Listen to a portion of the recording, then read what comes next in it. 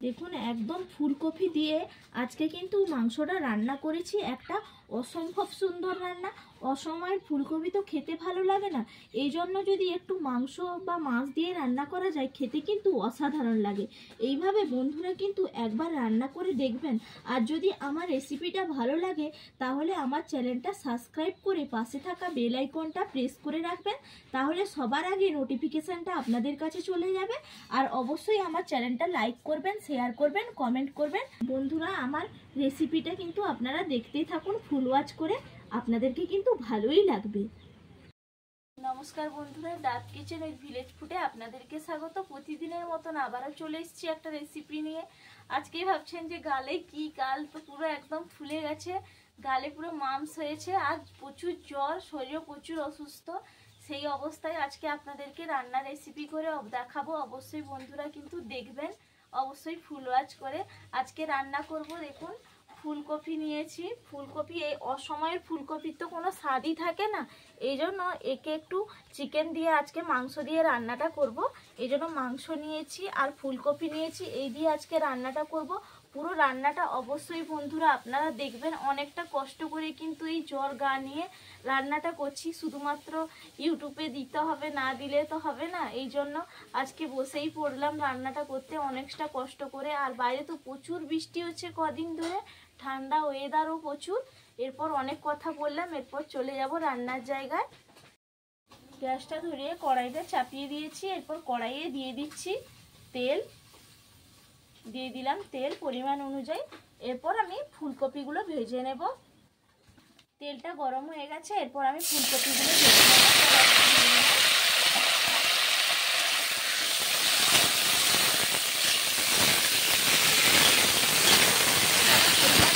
দিয়ে দেবো লবণ,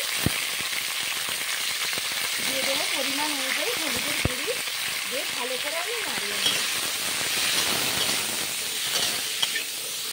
ফুলকপিগুলো ভালো করে ভেজে নিয়েছি, এরপর আমি তুলে দিচ্ছি।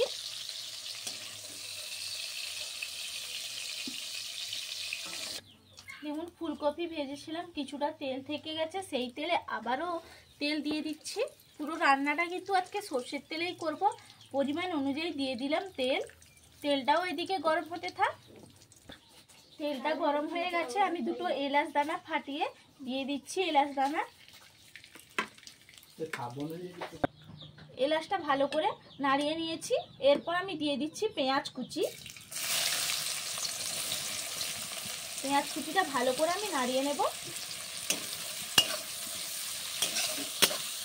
পেঁয়াজটা আমি ভালো করে লাল লাল করে এরকম ভেজে নিয়েছি। এরপর আমি দিয়ে দিচ্ছি টমেটো কুচি, মাঝারি সাইজের দুটো কেটে নিয়েছিলাম, আর কাঁচা লঙ্কা মাঝখান দিয়ে চিড়ে নিয়েছি, দিয়ে দিচ্ছি। এরপর ভালো করে আবারও একটু নাড়িয়ে নেব। কাঁচা লঙ্কা টমেটোটা ভালো করে ভেজে নিয়েছি। এরপর আমি এর মধ্যে দিয়ে দেব রসুন বাটা, আদা বাটা, আর দিয়ে দেব শুকনো লঙ্কা বাটা, দিয়ে ভালো করে আবারও আমি কষিয়ে নেব।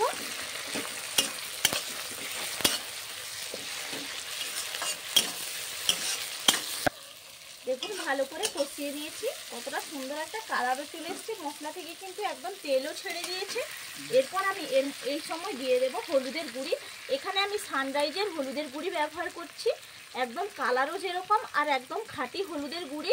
এটা সানরাইজের হলুদের গুঁড়ি দিলে কিন্তু রান্নার একটা আলাদা মাত্রা এনে দেয়। হলুদ গুঁড়িটা দিয়ে ভালো করে আমি নাড়িয়ে দিচ্ছি।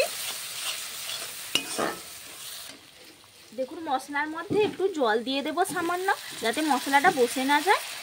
ভালো করে দিলে হয়ে যাবে মশলাটা, ভালো করে সেদ্ধও হয়ে যাবে মশলাটা। একদম ভালো করে কষিয়ে নিয়েছি। দেখুন মশলা থেকে কিন্তু তেল ছেড়ে দিয়েছে, আর কালারটাও কিন্তু দারুণ এসছে। এরপর আমি মাংসটার মধ্যে লবণ আর হলুদ দিয়ে মাখিয়ে রেখেছিলাম, এরপর দিয়ে দিচ্ছি কড়াইতে, দিয়ে ভালো করে একটু নাড়িয়ে দেব।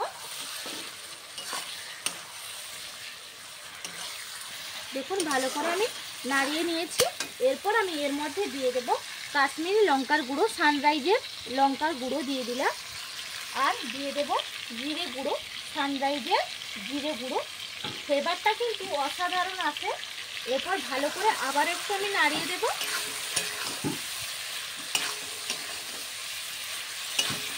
এরপর আমি দিয়ে দেব সানরাইজের গোলমরিচের গুঁড়ো দিয়ে দিচ্ছি, পরিমাণ অনুযায়ী দিয়ে দেব, ছড়িয়ে দিলাম। সানরাইজের যে কোনো মশলা কিন্তু ব্যবহার করলে রান্নায় একটা আলাদা মাত্রা এনে দেয় আর দারুণ টেস্ট হয়। কিন্তু এইভাবে বন্ধুরা অবশ্যই রান্নাটা করবেন, খেতে কিন্তু অসম্ভব সুন্দর লাগবে। দিয়ে ভালো করে এরপর কষিয়ে নেব। আর কালারটা দেখুন কতটা সুন্দর চলে এসছে। এরপর যে ভাজা ফুলকপিগুলো রেখেছিলাম এর মধ্যে আমি মিশিয়ে ভালো করে আবারও একটু আমি কষিয়ে নেব। খেতে কিন্তু দিলে অসাধারণ লাগে। এইভাবে অবশ্যই রেসিপিটা ফলো করবেন, দারুণ লাগবে কিন্তু। দেখুন ভালো করে একদম কষানো হয়ে গেছে আর কতটা সুন্দর কালার চলে এসছে, দেখুন কতটা সুন্দরও লাগছে দেখতে। এরপর আমি এখানে দিয়ে দেব জল, পরিমাণ অনুযায়ী দিয়ে দিচ্ছি জল, দিয়ে একটু ভালো করে নাড়াচাড়া করে দেব। একটু মাখো মাখো করবো, এই জন্য বেশি জল দেব না, সামান্য পরিমাণ অনুযায়ী। যেরকম মাখো মাখো যদি রাখেন তাহলে একদম কম করে জল দেবেন, আর যদি একটু ঝোল ঝোল খেতে ইচ্ছে করে তাহলে একটু জল একটু বেশি দেবেন। মাখো মাখো করবো, এই জন্য মাখো মাখোটাই খেতে ভালো লাগে, এই জন্য পরিমাণ অনুযায়ী একটু জল দিলাম। এটা হয়ে গেলে গরম মশলা দিয়ে নামিয়ে নেব। রান্নাটার মধ্যে ফুট চলে এসছে, একদম কিন্তু রান্নাটা রেডি হয়ে গেছে। আর দেখুন কতটা সুন্দর কালারও চলে এসছে। এরপর আমি এর মধ্যে দিয়ে দেব গরম মশলার গুঁড়ি। এখানে আমি সানরাইজের গরম মশলার গুঁড়ি ব্যবহার করছি। আজকে পুরো রান্নাটা কিন্তু সানরাইজ মশলা দিয়ে কিন্তু রান্নাটা করলাম। অবশ্যই কিন্তু এই মশলা দিয়ে করবেন, খেতে কিন্তু অসম্ভব সুন্দর লাগে। এরপর আমি দিয়ে দিচ্ছি গরম মশলার দিয়ে নামিয়ে নেব। একদম রেডি হয়ে গেল, একটু নাড়াচাড়া করে দিচ্ছি। দেখুন একদম কিন্তু রান্নাটা রেডি হয়ে গেছে। এতক্ষণ পর্যন্ত যেসব বন্ধুরা এই রেসিপিটা দেখেছেন অবশ্যই তাদেরকে অসংখ্যভাবে ধন্যবাদ। এরপর আমি রান্নাটা নামিয়ে নিচ্ছি। খেতে বসে পড়েছি আর একদম রেডি করে নিয়ে চলে এসেছি। আর আপনারা তো জানেন আজকে কতটা শরীর অসুস্থ, জ্বর, তার উপর একদম মাংস হয়েছে, গালটার একদম ফুলে গেছে, মাংসের উপরেও রান্না করতে হয়েছে বন্ধুরা। আজকে যতটা পেরেছি আজকে আপনাদেরকে তো করে দেখিয়েছি। আজকে ফুলকপি দিয়ে একবারে মাংস, মুরগির মাংস।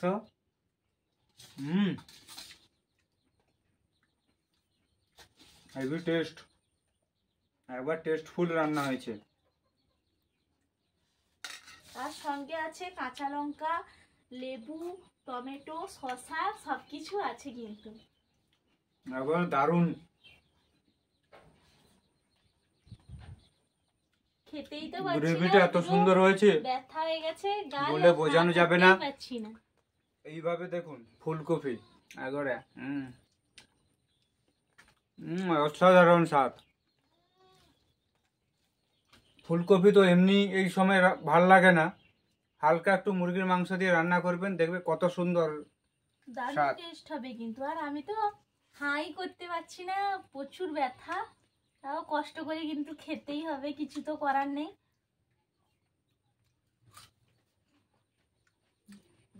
ফাটাফাটি রান্না হয়েছে, করে বানিয়েছি বন্ধুরা। ভালো থাকবেন, সুস্থ থাকবেন, টাটা।